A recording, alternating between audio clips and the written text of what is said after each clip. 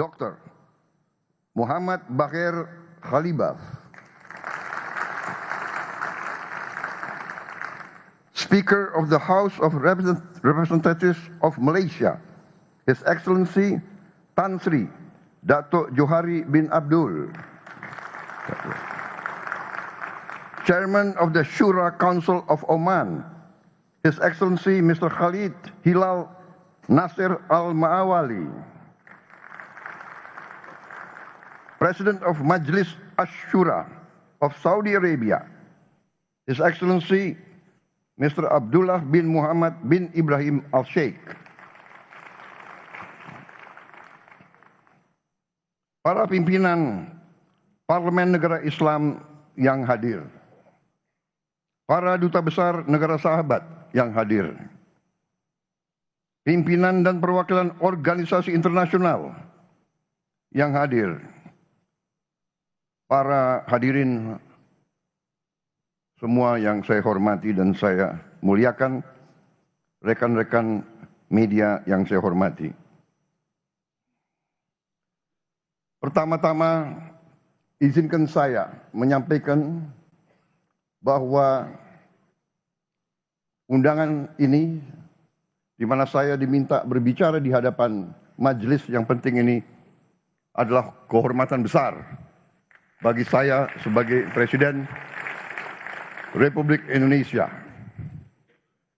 Hari ini saya berbicara dengan wakil-wakil dari seperempat manusia yang ada di bumi ini.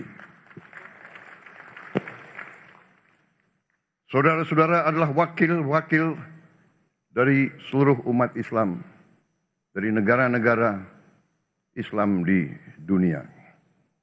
Karena itu, ini adalah kehormatan yang sangat baik bagi saya.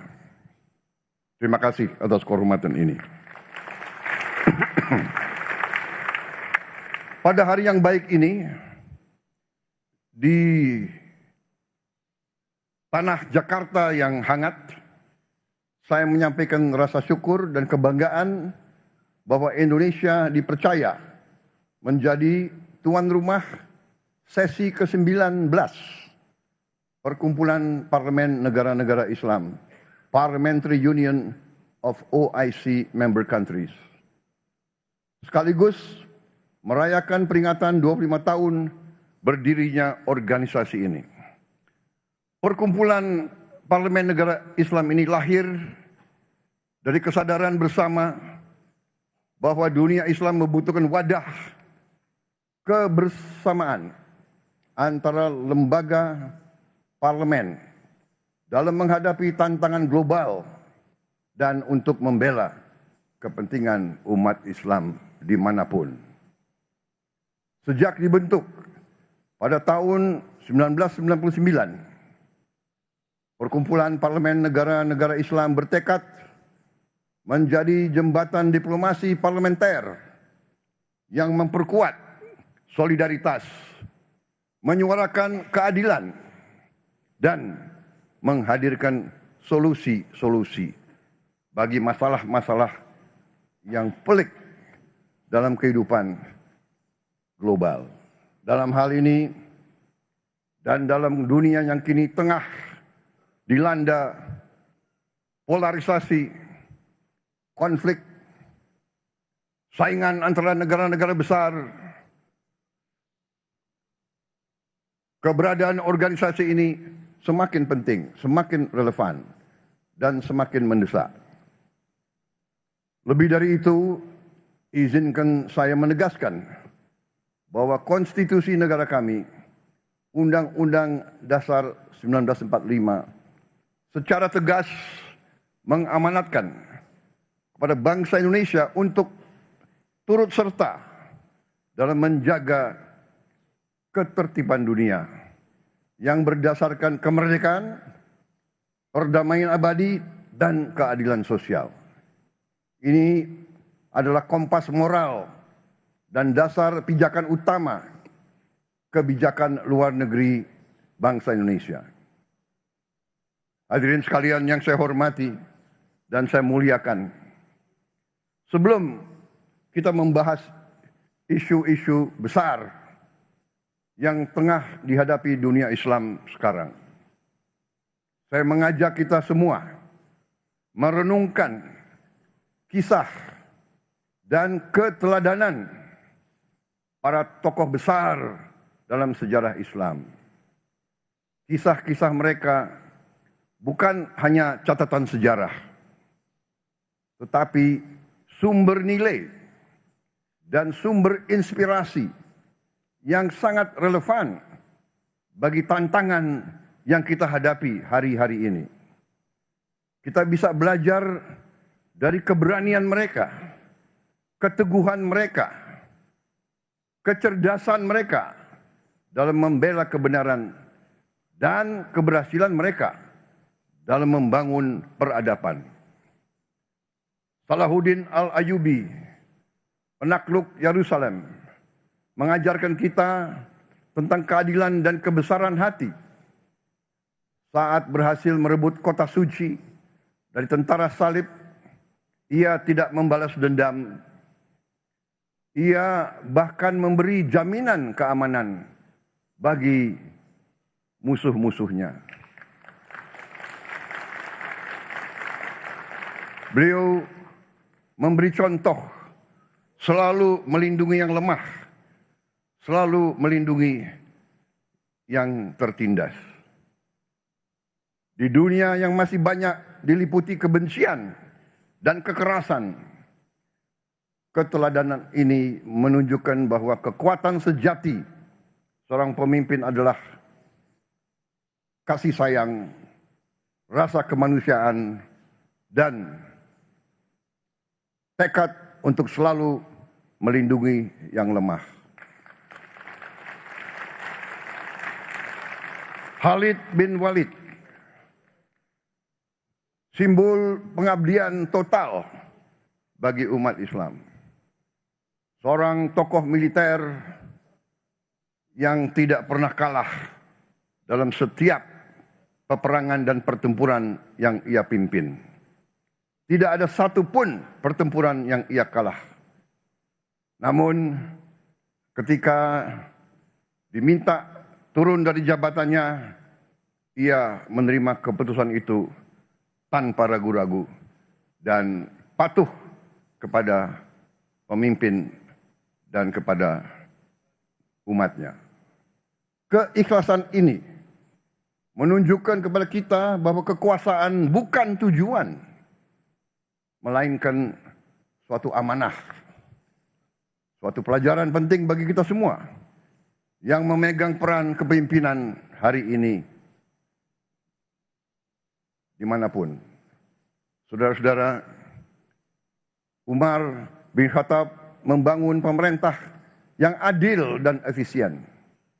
Ia meyakini untuk memeriksa keadaan rakyatnya. Ia tidak rela melihat rakyatnya diperlakukan dengan tidak adil.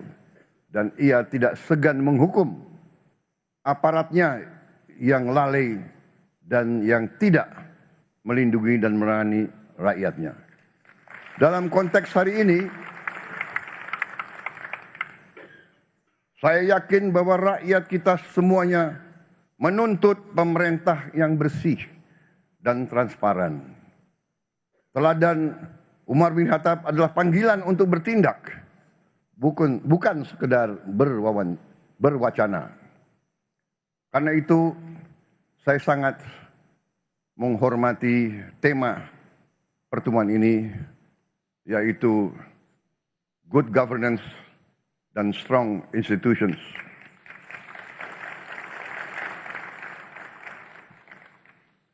Tokoh lain dalam sejarah Islam yaitu Muhammad Al-Fatih, penakluk Konstantinopel di usia 21 tahun. Simbol dari pemimpin yang menggabungkan ilmu pengetahuan, sains, iman, dan visi. Ia mempersiapkan penaklukan bukan hanya dengan kekuatan, tapi dengan teknologi, logistik, dan moral yang tinggi. Ia menunjukkan bahwa pemuda Islam bisa menjadi pemimpin dunia jika dibekali pendidikan dan keyakinan yang benar. Hadirin yang saya muliakan, beberapa hari yang lalu saya mendapat kehormatan berbicara di hadapan parlemen Turkiye di Ankara. Dalam forum itu saya menegaskan kembali komitmen Indonesia, komitmen bangsa Indonesia yang tidak akan pernah surut, tidak akan pernah berhenti dalam membela hak rakyat Palestina untuk merdeka.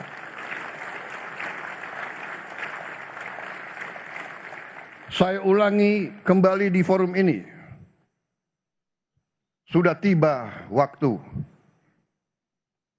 Jangan kita sekedar berdiskusi. Jangan menyusun resolusi lagi. Rakyat Palestina terlalu lama menjadi korban. Rakyat Palestina membutuhkan suatu keberpihakan, suatu tindakan yang nyata.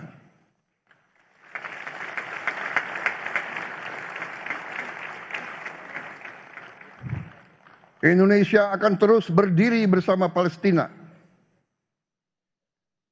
Perjuangan ini akan semakin kuat bila kita, dunia Islam, negara-negara Islam yang mewakili seperempat umat manusia, bisa bersatu. Marilah kita atasi perbedaan kita. Marilah kita atasi kecurigaan kita. Marilah kita atasi rivalitas di antara kita. Marilah kita lihat hal-hal yang penting, yaitu keselamatan umat Islam. Marilah kita melihat masa depan peradaban Islam. Islam pernah memimpin dunia dalam peradaban, dalam sains dan teknologi. Dan kita harus kembali untuk meraih sains dan teknologi supaya kita bisa mengangkat kesejahteraan rakyat kita. Tidak mungkin kita kuat kalau rakyat kita miskin. Tidak ada negara miskin yang kuat. Untuk itu kita harus keluar dari kemiskinan. Kita harus berjuang untuk mengangkat rakyat kita masing-masing dari kemiskinan. Dan untuk itu dibutuhkan pemerintah yang bersih. Hanya dengan pemerintah yang bersih, kita bisa mencapai kemakmuran. Saudara-saudara sekalian, tantangan kita bukan hanya Palestina. Kita menghadapi tantangan di mana-mana, sebagaimana saya katakan. Tantangan ini merupakan sumber kelemahan, yaitu kemiskinan, kelaparan, korupsi, ketimpangan pendidikan, dan ketidakmampuan mengelola dan menjaga sumber daya kita masing-masing. Karena itu, tema pertemuan perkumpulan saudara-saudara tahun ini sangat benar dan sangat strategis. Good governance and strong institutions as pillars of resilience. Tanpa tata kelola yang baik, tanpa lembaga yang kuat, tanpa pemimpin-pemimpin yang jujur, pejabat-pejabat yang mengabdi kepada rakyatnya, negara tak akan pernah memiliki daya tahan, apalagi daya saing. Pemerintah Indonesia saat ini berkomitmen menjalankan beberapa agenda besar, mulai dari reformasi politik dan birokrasi, pembangunan sumber daya manusia, swasembada pangan dan energi, hingga penguasaan ilmu pengetahuan dan teknologi. Karena kami percaya solusi bagi masalah dunia dimulai dari bangsa kita sendiri.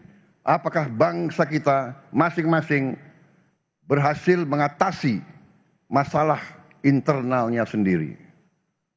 Saudara-saudara sekalian, kalau kita tidak bisa mengurus bangsa kita sendiri, bagaimana kita mau membantu umat yang sedang dalam kesusahan? Kalau kita lemah, tidak mungkin kita bisa bantu Palestina.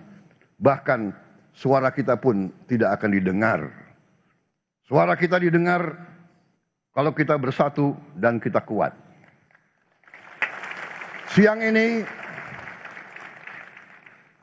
sebelum saya tiba di forum majelis terhormat ini, saya sempat berbincang dengan sahabat saya, Sultan Brunei Darussalam. Kami bersepakat bahwa dunia Islam bisa menjadi solusi bagi dunia. Kita bisa dan kita harus menghadirkan perdamaian dunia. Karena itu, saudara-saudara sekalian, ajaran Islam adalah ajaran perdamaian. Esensi ajaran Islam adalah cinta kasih. Inilah esensi agama kita dan inilah warisan yang harus kita hidupkan kembali di tengah dunia yang sedang kehilangan arah. Tetapi walaupun kita ingin perdamaian, kalau kita lemah, mungkin ada pihak-pihak yang tidak ingin perdamaian. Mungkin ada pihak-pihak yang melihat kalau kita lemah, kita bisa dijajah kembali, kita bisa disuruh-suruh sebagai bangsa pion, bangsa budak, bangsa kacung. Saudara-saudara sekalian, mari kita satukan langkah. Kita hidupkan kembali semangat-semangat tokoh besar kita. Kita buktikan bahwa Islam hadir sebagai rahmat bagi semesta alam. Saudara-saudara sekalian, marilah kita merapatkan barisan kita, atasi semua perbedaan kita, melangkah ke depan dalam persatuan. Terima kasih. Wassalamualaikum warahmatullahi wabarakatuh. Salam sejahtera bagi kita sekalian. Shalom, salve, om, santi, santi, om, namo buddhaya. Salam kebajikan, rahayu, rahayu. Terima kasih. Mr. President, we invite you, accompanied by the Speaker of the House and the President of the 18th PUIC, to strike the Gendang Tabui together as a symbolic act to mark the official opening of this prestigious conference.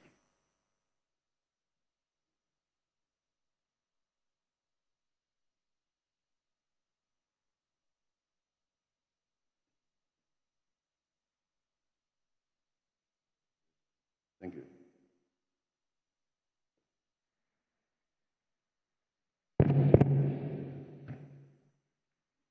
Dengan mengucap Bismillahirrahmanirrahim pada malam hari ini, hari Rabu 14 Mei 2025, saya Prabowo Subianto, Presiden Republik Indonesia, membuka the 19th session of the Conference of the Parliamentary Union of OIC Member States, PUIC, and related meetings.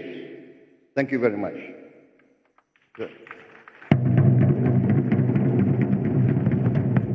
The 19th session of the Conference of the Parliamentary Union of OIC Member States and related meetings is now officially open.